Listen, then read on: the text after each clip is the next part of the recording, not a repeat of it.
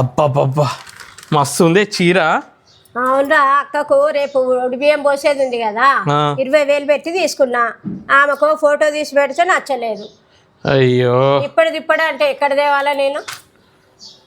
మొన్న అద్వితి కోసం తీసుకున్నావు కదా 20,000 పెట్టి చీర, ఆ కలర్ అక్కకి లేదు. ఆ కలర్ నచ్చుతుంది అక్కకి తప్పకుండా. అత్తయ్య మొన్న నాకు ఇచ్చిన చీర నేను ఇస్తలేండి, వదినకి నేను తీసుకుంటా. చూసారా సార్ డబుల్ యాక్షన్.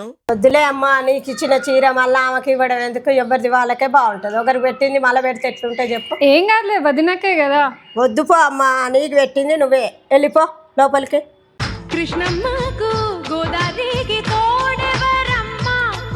అంత ప్రేమతోటి ఇస్తుంటే వద్దని అట్లా పంపినమైంది. అది 3,000 చీరనేరా, 20,000 అని చెప్పిన. మా అమ్మ 3,000 చీర పెట్టిందని ఊరంతా టామ్ టామ్ చేస్తుంది. అప్పుడు అందరికీ తెలుస్తుంది. ఏ లాభం ఇక?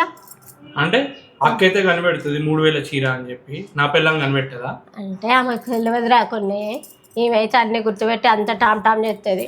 అందరూ అట్లనే చేయండి. ఆమె ఎట్టిదని